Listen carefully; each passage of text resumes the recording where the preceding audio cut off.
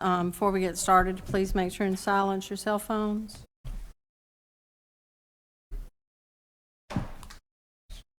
And my alarm will not go off this time. Will not.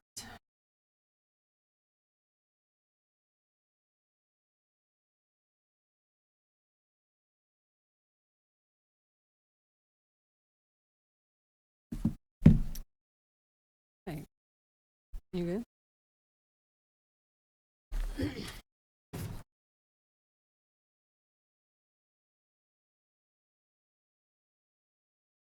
Okay, can I ask everybody to stand, please, for the pledge and the prayer? Let's pray. Dear God, we thank you for each and every person here tonight. We thank you for the safety that we had getting here, and we ask for safety when we leave here. We ask for the wisdom as we do the people's work here tonight. And just be with each and every one of us and be able to make good decisions. It's in Jesus' name we pray. Amen. I pledge allegiance to the flag of the United States of America and to the republic for which it stands, one nation, under God, indivisible, with liberty and justice for all.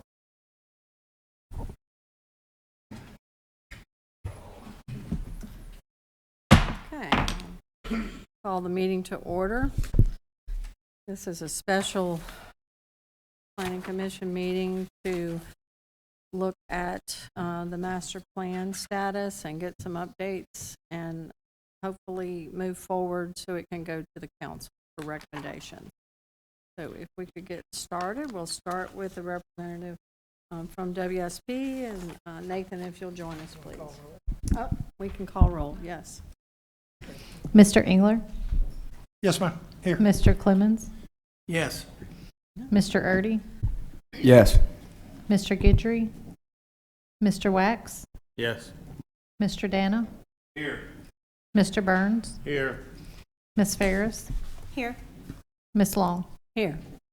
Apologize for that. All right, now, Nathan, if you'll join us, please, and Yes, ma'am.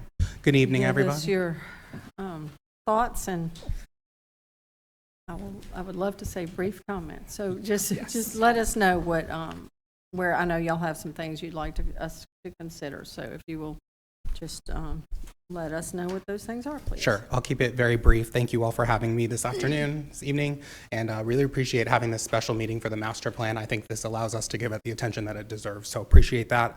I did want to bring your attention to this memo that you all should have a copy of. It just speaks to a couple of amendments that we would like to be recommended with the master plan. So I'm just going to go through those 4 that are recommended right now. The first one is to replace Craig Watts with Mr. Erdy for the planning commissioners on page 2. The next one is to add 2 appendices to the document. One of them is the full breakdown of how we got to the population projections. We think that is useful in case somebody wants to reference it, but really not necessary to be in the big body. Same with the survey results. So we have, a couple hundred survey results we wanted to include, but didn't really think needed to be in the body of the document. Number 3, we actually found that Livingston Parish has a pretty robust section of the Capital Region Bicycle and Pedestrian Plan. We discovered that a couple weeks ago, and so we wanted to make sure that the pedestrian and bicycle recommendations in transportation were aligning with that, and they were. So they're pretty minor, but we have a map in there, some commentary to recognize that Livingston is included in that plan. And then finally, just some additional information on the outreach, basically just providing some correspondence on the implementation meeting that you all might remember was a couple weeks ago, so it was after this draft was prepared. The last 2 on here, which are sort of outstanding and I think could probably be part of the discussion this evening. One of them is just to let you all know that the Drainage Master Plan team is reviewing this document. We checked in with them yesterday and they said they haven't discovered any comments yet, but I just wanted to leave the door open there in case they say, hey, we got to section 17 and we have some comments. So we'll need your help to follow up with them as well, just making sure that those comments get in on time. And then this is the one that I think might require some discussion. So the last item on outstanding reviews, we've had a lot of commentary with a number of commissioners and other number of councilmen rather, that relate to specifically in the future land use map. So each future land use designation has what we're calling associated zoning. So for example, if there's rural corridor is a designation, there's a description that says what that is. So it's small scale residential, small scale commercial, and then there is a section that says we recommend these types of zoning, C1, SNB, R1. We're finding that that specific section is causing a lot of discussion back and forth. And we think, just looking at other master plans in the state, it's actually not required that you have that listed, the number or the specific zoning designations that you would like to see considered for, say, if somebody comes forward, they say, my property has a future land use designation of X, and it says here that I can get a C1 rezone, so you have to approve it. I think you can sort of see how that takes away some of the analysis side of it that I think belongs with the Planning Commission and the Zoning Commission. So that's the one thing that we haven't recommended per se, but I think would be useful for discussion among this body, seeing as how I think that decision actually makes a pretty substantial change to you all's actions when it comes to considering rezone requests. So I'm happy to speak to that if you guys have any other questions, but those are the only amendments I have to speak to this evening. Okay, thank you very much, and if you'll just make yourself available if questions arise. So, commissioners, do we have any comments? Questions? Yes, sir. Yeah, it actually applies to what you just said, basically. And I know in the Zoom meeting or whatever, it was noted that those future land use zonings or whatever is not a policy framework, but it's or not a regulatory document, but it's kind of a policy framework. That makes sense. But like you said, it would kind of imply if somebody looks at that map, they would just assume that they can get whatever that is, even if it doesn't really apply to that area. Right. So just kind of in relation to that, if that is something, because, you know, if somebody buys a property in an area that's supposed to in the future be used in a certain way, and they come and ask us for that designation, we don't necessarily have to give it to them, but they would assume that they could. Right. So it just kind of makes it a little tricky. Right, and just to your point, it took us a minute to even get to the phrase associated zoning, because we didn't want to say pre-approved zoning or expected zoning, so we already were a little bit nervous about including this in. We think it definitely gives you all a guide to consider when you get to these rezone requests, but to that point, we don't want to mislead the public in that, well, it says right here, R1 under this future land use designation, so you can't tell me no, right? So I think that sort of alleviates that issue. Okay, I think that's, appreciate the question. I think that definitely would apply. Okay, any other comments from commissioners? Or while y'all are giving things some thought and looking over, do we have anything from our council? I don't have anything. All right, I appreciate it. And either Morgan or you, Mr.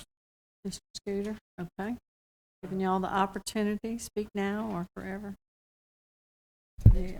One other small thing, too. Yes. In the schools in Livingston Parish, I think it would be nice to add the note that, like, our public schools are pretty highly ranked in the state. So it would be nice to add a note in there just to, you know, show that. What's that? 35. Yeah, because I think we're like top 12 or 20% across all public schools. And basically all it says here is that we do have schools. It would be nice just to add a note in there. I think one other thing that we could mention too in regard to the associated zoning is we presume that this document will, you know, be here for a good deal of our future coming up. And as things progress and things grow, that too will change. So something that you might have suggested that it be a certain zoning might not apply at the time when someone were to do that. And it also is very suggestive to people in regard to what, or they can assume that they can't do what they want, and that's not true either. But another thing that's been mentioned too is things when they looked at the map initially, because we naturally are focused, but the average community, that if they're not planning to sell or do anything, develop at this time, they say, I checked the map, this is what my property is. And it's evolved several times. And so that presents somewhat of an unfair situation too. You can respect their position of being surprised, you know, when the time comes. So I think this is probably a good change And I do just have an example of sort of, this has already come up in our analysis when we've been reviewing this document. So for example, there is a zoning designation of airport, right? There's a very specific place in the parish where that belongs, right? Where the airport is. Right now, on your future land use designations, there is not a single future land use designation that supports or that has under associated zoning airport. So that made us think, well, we should probably put this under commercial industrial so that if the airport needs to expand, there's not a master plan that says, well, that's not an associated zoning for this, rural corridor, rural estates, or whatever the airport is. But at the same time, to that point we discussed earlier, now it looks like, well, I own a property that's commercial industrial. I can put an airport right off I-12, right next to the town of Livingston. That's not the case, but it looks like that, Looks right? like, right. So, yeah. Yes, sir. The airport is intrinsically designed with a series of zones that are required by federal law. And as far as us setting zoning around the airport, that's all designated by FAA. And there's a variety of geometric shapes and have to do with airspace and ground space and everything else, trapezoids and cone circles, but that's all clearly outlined in the permitting for the airport. So I don't know that we need to zone specific for it because it's already built in ordinance. So the current description for the airport zoning has exactly as you stated. We got that straight from the airport board. So all of those requirements from the FAA are listed under the description for that zone. But that still doesn't, the zoning code currently in Livingston has that as a designation. So I think we do, if we are to leave in associated zoning, I think we would want to put it somewhere in your future land use categories, just because it is a zoning category, even though it matches exactly what the FAA requirements are. I believe the way it was designed, it's self-limiting. We can't expand it beyond the 5,000-foot runway.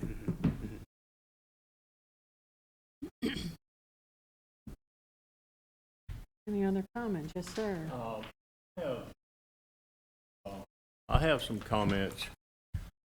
On page 32 and 33, and when you're talking about wetlands in Livingston Parish, and you've got a map on page 33 and some wetland types and so forth, and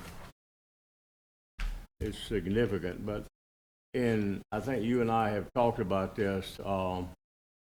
Supreme Court has ruled earlier in the year that the EPA and the Corps do not have any jurisdiction over isolated wetlands and ponds and et cetera, only over navigable bodies of water and their tributaries as they go up. And it has to have a continuous water surface connection. Right. And based upon that, most of this, especially in green, would not apply anymore. I know I've talked to some wetland consultants, people on Monday, that was yesterday, that the Corps has already implemented the jurisdiction, and basically they're stopping at the water's edge of like Wesco Creek and exempting ponds and Pin Oak Bottoms. So the final rule has not been filed in the Federal Register yet, but any day. Right.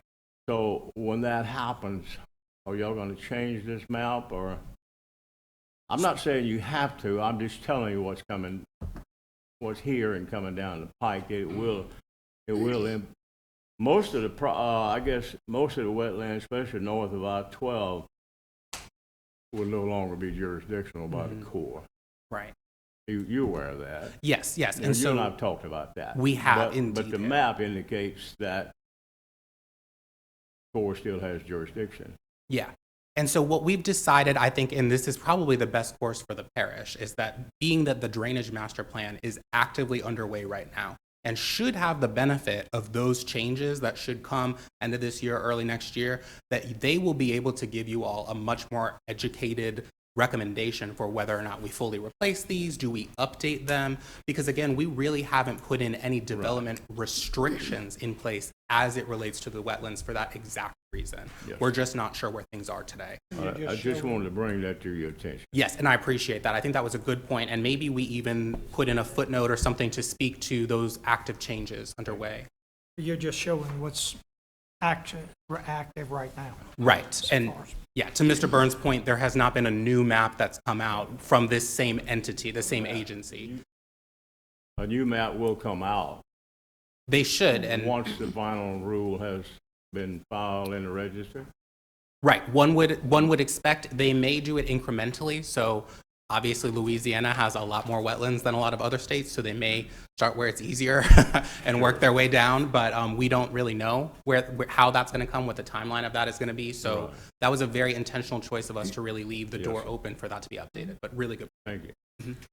I'm going to ask you a question about that, and I really do not know. I want to see what your thoughts are. Will it necessarily change that they're designated wetlands and they're just no longer mitigated?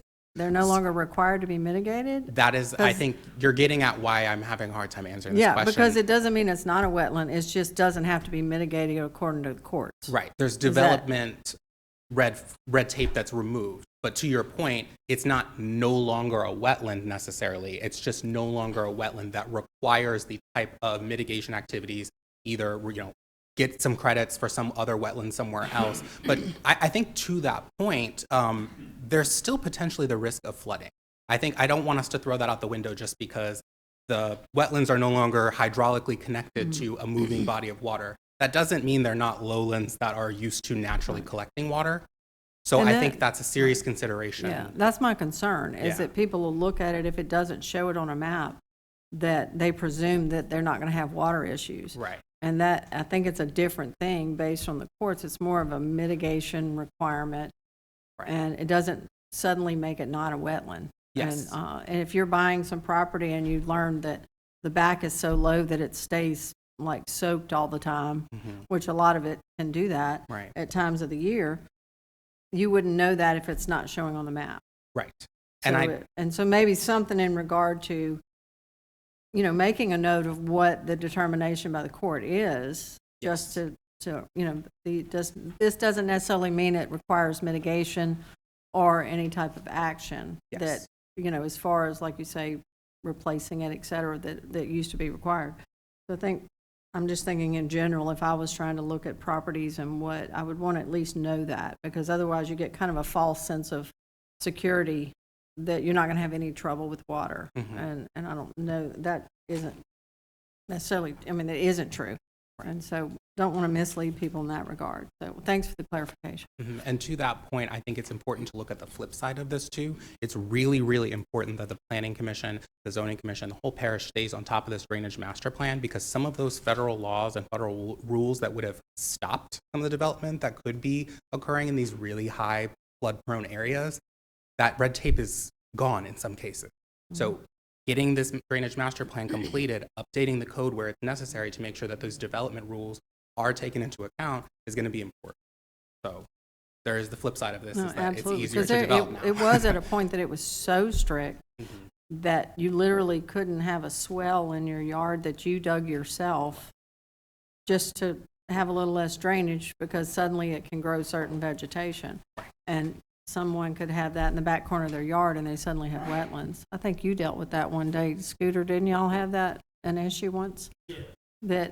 Yeah. I remember that, and so maybe we can tweak it and clarify it, but I appreciate that for We'll the make a note, information. thanks. Okay, any other questions? Yes, ma'am. I'm sorry to make you keep walking back and forth. I'm gonna wear a hole in the carpet. Page 51 for rural estates. I'm thinking ahead to, we've had conversations around the master plan being used as our guide for things like asking for capital outlay funding for infrastructure projects and things like that.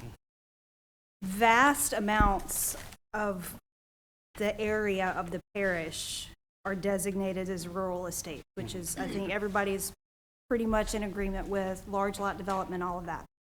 But because we're so restrictive with the statement of infrastructure should remain limited with reliance on septic systems, private wells, and rural roadways, minor public utilities, for example, neighborhood wastewater facility, does that discourage future development of that infrastructure? So a lot of those areas that are going to have that designation on the future land use map already have like a community water system, and a lot of those are in really bad shape. So I don't want to discourage, investment or our ability to get funding to shore up those systems that are already in existence and already in bad shape. And then I think in general, it might be good to include something. So, I mean, we did have like neighborhood wastewater facility, but something around community sewer systems. So some of these larger developments, they skirt the LDH requirement of how many lots you have to have before you install a community sewer system. So maybe just some additional language there of loosening up on that a little bit, because a lot of areas of the parish do already have water systems, and it's not just private wells. That's a really great comment, and pretty easy for us to tweak that language a little bit to, I think, make that more clear what the intent is. So we can certainly make. Thank you, ma'am. Appreciate that comment. I know we're scrolling over things. Any other? Mr. Dana, you look like you're good? Okay. Mr. Purdy, everything looking good now? Mr. Purdy, you're good. Okay. Well, I think where we would need to be is vote to recommend to the council, as well as that motion would need to also recommend the amendments that they are looking at, these changes that Nathan went over. So with the recommended changes per discussion, as well as is, would be where we would need to be. Is that correct? That we move forward? Yeah, for the recommendation, yeah. There's no other questions? For the outstanding reviews and discussions, do we need to make a call on that one way or another as far as our recommendation to the council? Yeah, so we have the 4 major changes we can include in what we recommend to the council, but Not the last. are we prepared to, do we need to offer input on whether or not we recommend the 2 outstanding items in our recommendation to the council? I think definitely we could even separate them. We could mention items 1 through 4 under the major changes versus separate comments on the outstanding reviews. Future conversation about.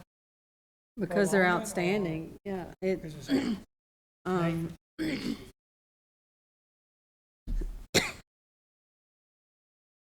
Nathan, is there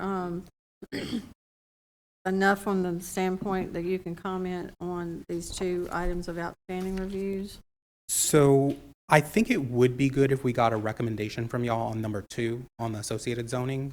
I think this body, it is going to be most impacted by that change, so I think that one would be good to come. But I think from my understanding, if something major comes out of the drainage master plan review, that the council should be able to make this amendment on the 23rd. All right. 2 different problems. I think that would be fine. You know, We can address Master the plan and outstanding the top separate. 4, Yes, and I then- think that would be, do those does that work for you? and then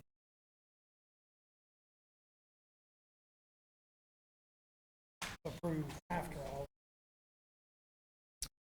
Well, the associated zoning, I think, we've had the conversation, yes, and then the drainage master plan, I think, pending results of that master So plan. approve here. Yeah, just This, acknowledging that these things, You have one more question about the removal of the associated zoning. So I think in general, I'm there. It kind of pigeonholes us into, it says this, therefore you must do this. But potentially cuts both ways.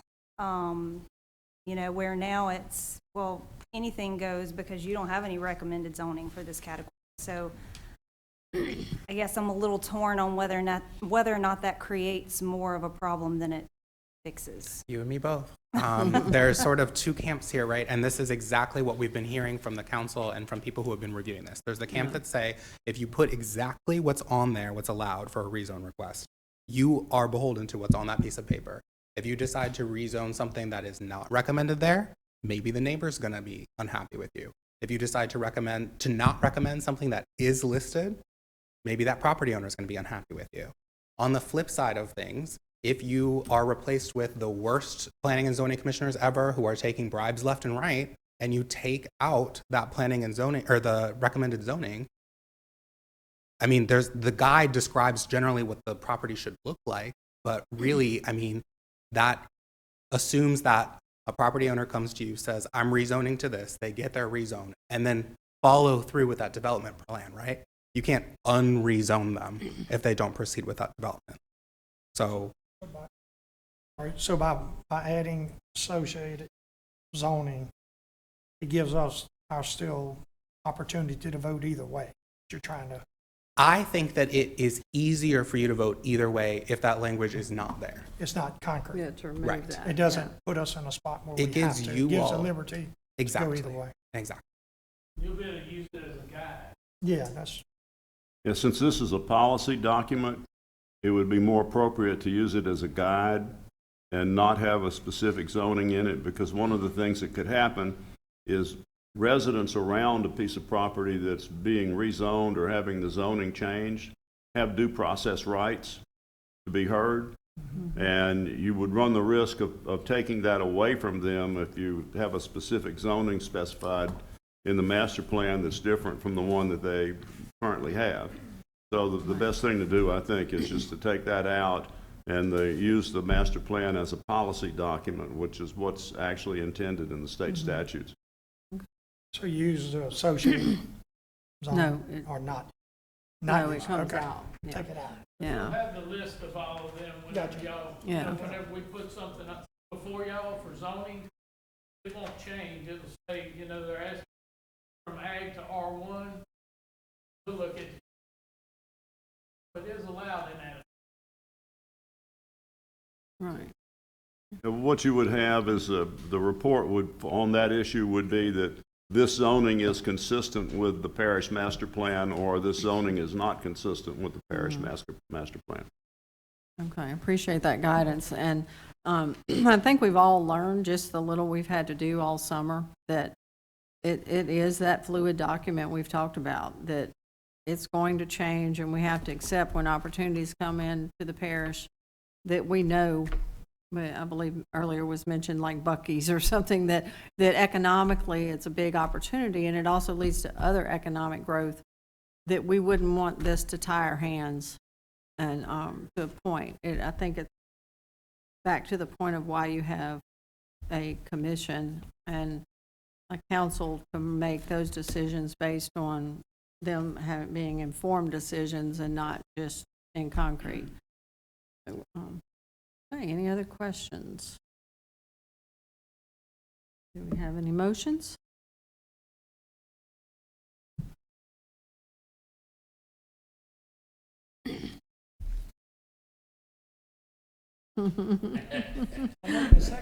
Make a motion that we recommend this to the parish council with the major changes and recommendations on the outstanding reviews, discussions, secondarily, as we discussed.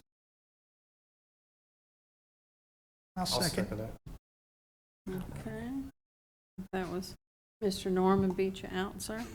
The, Got it right here.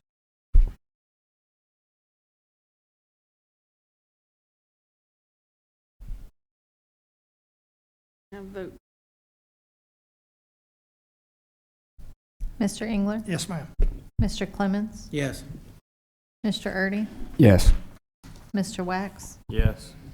Mr. Dana, Mr. Burns, Yes. Ms. Ferris, Yes. Ms. Long. Yes. Okay, so we can move on. Is there anything else that you need us to discuss from WSP? All right, so do we have any comments from the planning department? No, ma'am, I just think y'all are doing a great job of all the stuff y'all have to look at. We did it all, but then y'all have to make. Thank you. Ms. Sanchez, any comment? Sir, you've guided us tonight. We appreciate it. Anything else? One of the things I was going to bring up is theoretically, this hearing is also an opportunity to hear from the public. I think probably no public signed up, but you may want to check and just be sure there's nobody that wants to be heard about the master All plan. right. That is an excellent idea. Do we have anyone with us tonight that would like to make added comment? No public comment. Oh, yes, sir.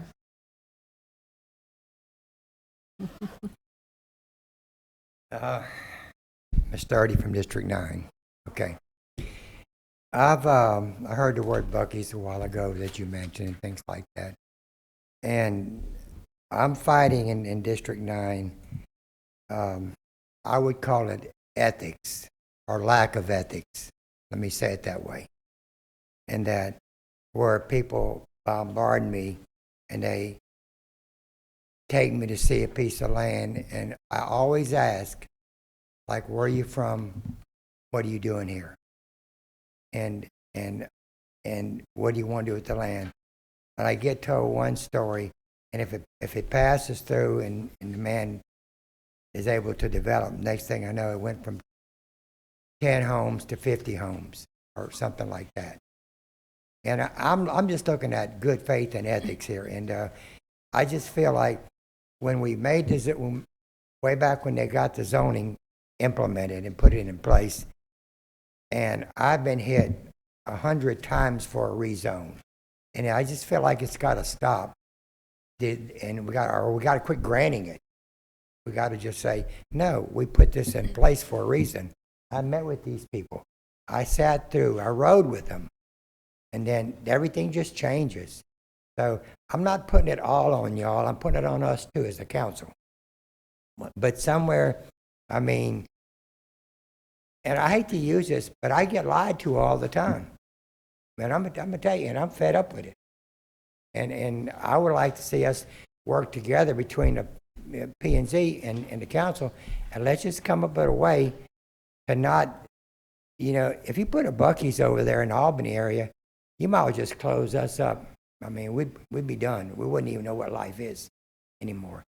And but there's a place for everything, and there's a place for no things. And I think we got to keep that in mind. We don't just say, "Oh, well, that's good. Put it there." Let's measure it all out for everybody across the board. And if I'm out of line or on the wrong subject, this is on my mind. It's been bothering me for a long time. And I speak up at the council too and all that. And I don't try to just give in to land use just because somebody asked for it. There's got to be a legal way, a legitimate way, and a moral way before you just grant it. And I'd like to work with the council, with y'all, and try to keep this thing implemented in a way that we're not just dealing cards out. Yeah, you can have it. Here you go. You want this? And that's where we seem to be right now, especially over in my area. And it just gets to me because I care. I care what happens in District 9. And I want that to stay somewhat what it is. I don't want to see, don't be offended, but I don't want Albany to be Denham Springs. And that's just how I feel. I'm elected for District 9, and I have my rights in my opinion. We like our area there, but I don't want people coming up to me and maneuvering around an approval to get, and I can't say who, but like a guy from another part of the state wants to buy some land down south towards Springfield. I said, what are you going to do with it? Oh, and he's not an old man. He's 40-something. Looks like he's wealthy and all that. I want to buy, I got 52 acres here. I want to put 8 cows on it and live the good life. I'm like, what? Really, you're going to tell me you're going to move from Slidell or somewhere, you want to come to Livingston Parish, and you want to be granted zoning and the rights to do this and that, and you're 40 years old, and you and your wife want to put 8 cows and live the good life? I didn't believe that for 1 second. And I just don't want things like that getting approved. Next thing you know, we got this 8 cows and a major subdivision for the cows. Cows got a subdivision. So I would like, us to consider that before we grant things, before we just say, here, yeah, you can have this. And if I offended somebody, I apologize. That's just my position as District 9. Thank y'all. Thank you. I'd like to make a clarification myself. I literally just commented about Buc-ee's. There's absolutely been nothing mentioned about that in any way. It was just a conversation, and the same conversation we discussed years ago when Disney was planning to do a minor ball team here and a small, some type of Disney type event location. And so we were speaking in that regard. That's actually what was brought up initially, saying that it does have to be a fluid document because things do come up. And secondly, I recognize on many people's behalf that they see if something is passed regarding zoning, they're just assuming that, as you described it, handing out cards left and right. And I would say a huge percentage of them have been things that it's impossible for WSP to take this entire parish and know what everything should be, and from acre to acre to acre. So there are times that errors have been made that it's strictly what we've called it as kind of a housekeeping in the regard to someone already has a commercial business existing, but then they suddenly were mistakenly zoned residential. And it's, a mechanic shop and full and running and nothing else. So it's things of that nature that we've tried to correct.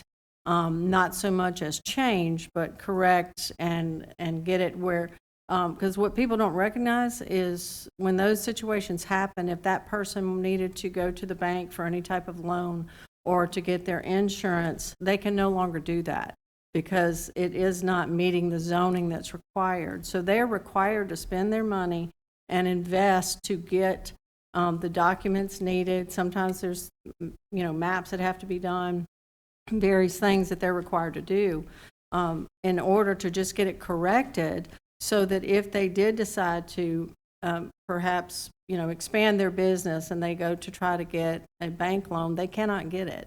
And so it's things of that nature that they're trying to do just to clean up the records. And again, many of these people approached WSP prior to the us getting to this stage, and they did have to do a cutoff, otherwise they weren't going to be able to move forward. And there are a lot of people that were told, come back and this is the process, and they did per request because they brought it to attention, early on. So I just want some clarification there, and I really doubt that there's anyone on this commission that doesn't care deeply as well, because we volunteer practically. There is a small stipend, but not much. But we want to just make sure it's clear that a lot of time and effort and caring goes into it. So I just wanted to state that for the record for those that are on the commission. Do we have any other comments, Mr. Dana? As far as what he was talking about, the accountability, someone comes change it. There was talk about trying to get maybe a recommendation. I don't know what happened. It might have ran past the structure. Told someone so they're not lying. I believe that's something. Can we put a stipulation? Well, I don't know. I don't know if that's. I mean, if land is only, but is there a way to make it accountable for what they say? Because we may make the decision based on what they say. There's something I'd like to say, Just- please. Okay, yes, sir. Go ahead, you finish. I was just going to comment that a lot of it is, we've run into it numerous times where someone intends to do a certain type of development and it no longer becomes financially feasible for that developer for whatever reason, and they change the plans. And many times it's to the favor. Like we've seen several that when they get the drainage study back or whatever, they go from, 800 lots to 600 lots or 200 to 50, because they recognize that when they get all of their studies and things back, because many times this is such an early stage that you can't change zoning on something without, they need to know, can I move forward before they make some pretty significant financial investments to get to the point that the studies are done and the things are involved. And depending on the scale of the project, you could be talking hundreds of thousands of dollars of investment that if it doesn't become feasible, then you're saying, okay, well, that's not what you said, so you can no longer do that. And I just, Steve, I'm sure you could share what the legal standing of that would be, but I wouldn't imagine there's much we could do. All right, there is an ordinance which we drafted that's if it hasn't passed already, it's in the pipeline, and I think it's 12710, and it has a procedure in it for a site-specific master plan. And it's actually in the section on mixed-use development. But when we rewrote it, we put in a provision so that it can be made applicable to any other zoning classification that the council wants to make it applicable to. So you could, we've already got what's in the pipeline, R2. There's a couple of zoning classifications that are going to require it, and this addresses the problem that you're bringing up. And you have a balancing between the cost, obviously, that whoever's buying the property is going to have to come up with the site-specific master plan. You've also got a balancing that's in there that you've got a limited amount of ability on the part of the development department to process all of those things. So you have to make it where it's implemented in areas and zoning classifications where it's really important. But with that, there is a procedure to do what you're talking about. The other thing I wanted to point out is that there actually are only two requirements for rezoning a piece of property. The first one is, does the parish have a reason for the zoning classification that it has, or for the zoning classification that it's moved to? The second one is the property usable with the zoning classification that it has?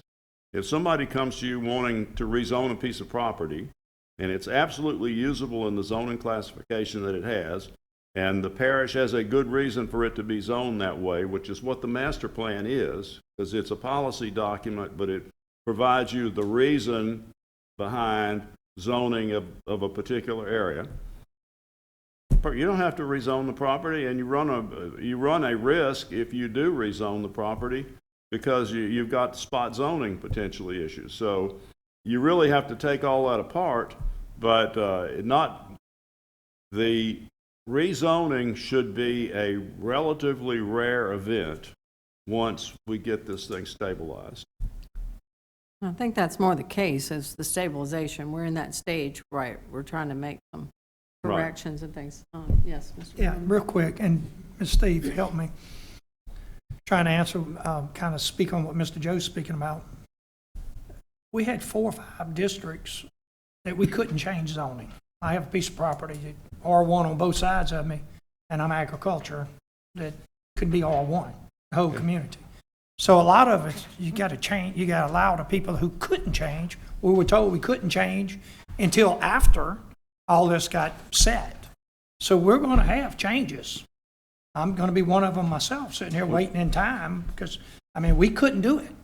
So in October of 22, or I think it was 23, no, 22, October 22, I was zoned. I had 4 different districts from August to December, 3, and the 4th one was January to 12th. Zoned in 23, and we couldn't change that. So we have to be allowed to go and say, wait, it might be, I might be having agriculture and said, no, I got a house on it. Or we so I think that's what we're looking at for the most part. We're not like you're talking about a Buc-ee's and all that, nobody's trying to hurt anybody, no, one bit. But a lot of our zone that come up, and we've been having, last 3 meetings, 4 hours, 10:30 at night. We can't put any more on the piece of paper. So it's gonna take a while catching this up. And after we get it caught up, we understand that once you start getting to, this is just coming out today, y'all been working on this 2 years, for a year and a half.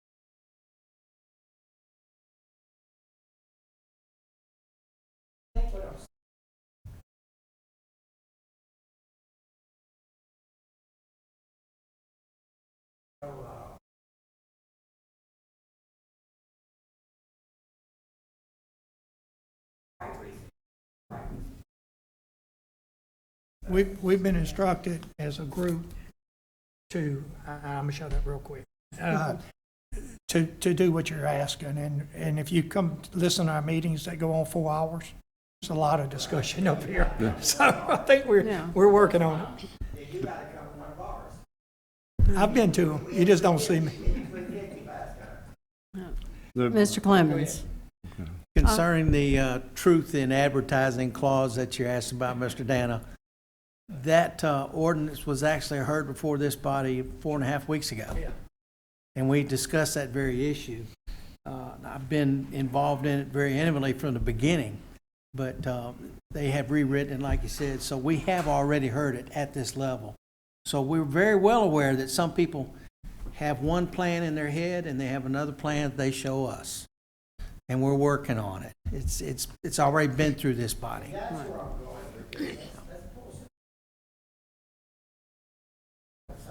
I believe it's in the council's court at this moment because we have already addressed it. We're working on something. I just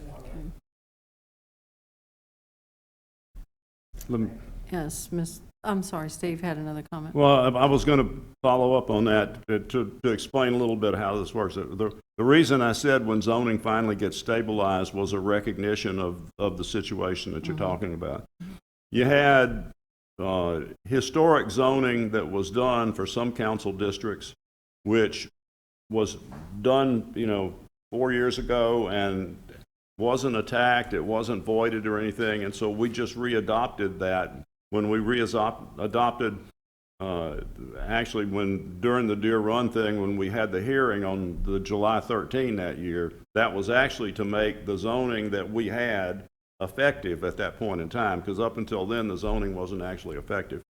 Well, there was a recognition that a time would come when that historic zoning may not fit the master plan that was going to be adopted. And so you have the new master plan, which is now in process. Well, as I said a while ago, that master plan is a policy document, and it's the basis for saying that there's a public interest in the zoning classification. In other words, there's a public benefit to the zoning classification. Well, if somebody's got a piece of property and the zoning of the property is not consistent with the master plan, that's one of the tests that I was talking about that can lead to a rezoning. So people that have property that's inconsistent with the master plan should be able to come before you and say, I have a piece of property that's not consistent, the current zoning's not consistent with the master plan, there's no public purpose to have it zoned the zoning classification that it has. I want to be zoned in a classification where I can do what's in the master plan. That's the whole idea. Thank you. Ms. Ferris. Just to add to the comments on that topic, still I think prudent for us to be conservative, like Mr. Irving said, with the rezones that are granted. even if we do get a good ordinance in place around, give us a plan, adhere to the plan, because that particular landowner could just sell the property. And then that zoning classification, correct me if I'm wrong, goes with that property then, because that's basically an amendment to your master plan, right? So you've granted them that zoning. So something also to be mindful of is if we get a good plan, it's evident they're going to adhere to the plan that they've put before us. We grant the rezone, and then they change their mind and sell the property. Well, whoever comes behind them can take that zoning classification and essentially try to do whatever is allowable within that zoning category. So there's just something to be mindful of. But Mr. Erdy, I share your concerns around District 9 because that's kind of like the last frontier over there of where we haven't had a lot of big development yet. But I think just based on the master plan before us and the future land use map, I think that gives us even more of a leg to stand on to be conservative with development for District 9. Yeah. And we actually have done a few things conditional for that specific use, and if they were to change that, it no longer is valid. And it also, if that person were to sell that property, they cannot pick up and take that conditional use approval with them to, with the property and do something different with it. It had to be very specific, and we did that for that very reason, to protect that. That was our goal, so to protect that. So, any other comments? Yes, sir, you changed your mind. Travis Tharp, 14938 Hood Road, Dum Springs. First, District 6 will take that Buc-ee's. Something to speak to Mr. Erdy's concerned. We all, I think, lifetime resident of the parish, and we all want to hold on to those things. But something I've noticed in the brief time I've had to look at this iteration of the master plan is the absence of an economic development corridor. That seems like maybe I missed it, but I don't see it in there. And that specifically is something that, would probably empower y'all to direct those types of things into the areas that we deem that is appropriate for the parish. So I'm sure y'all have had discussion on that. Maybe that's in, but it does seem that neighboring parishes, other master plans in the state have that as part of it, and it seems like it's been beneficial. Thank you very much. Take those thoughts into consideration, please. Okay, anyone else? All right, we do have comments. We have an issue at hand that cannot be avoided, and that is Ms. Ferries might be out for a little bit. And so we had the discussion, and I think she wanted to see if she could recommend, if everyone's agreement, possibly recommend somebody that could take her place in case for some reason I wasn't here and she wasn't here, and I don't have any plans, so I should be here, but things happen. So just as a backup in case there were an issue. So yes. Temporary vice chair. So I had just asked her to give that some thoughts. Yes. So just to give some thoughts, if you had any. I would like to nominate Mr. Brady Wack for that. Okay. Do you have any seconds? All right. Well, can we need to take a vote on that? They're in agreement, and Brady's hoping it doesn't happen because he said he has to brush up on his rules and stuff. Yeah, Third string on right. Right. And we're only letting her have a couple of months. We're going to stick to the old rules. I'm going to try to be here in November, but I think that's overly ambitious of me. Yes, exactly. Well, not as good as what I get at work, I can promise you that. Yes, ma'am. Mr. Engler? Yes, ma'am. Mr. Clemens? Yes. Mr. Erdy? Yes. Mr. Wax?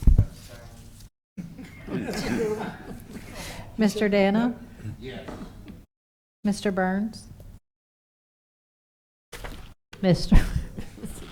Hesitation. I was waiting for Dana. Ms. Ferris? Yes. Ms. Long? Yes. Okay, that having been said, I'd like to officially, I know you're not coming back between, so wishing you best of luck and congratulations. Thank you very much. And I'm sure that things will be wonderful and delightful. So just best of luck to you, and please let us all know what Sure takes will. place. Thank y'all. So, all right, well, that lets us adjourn for tonight.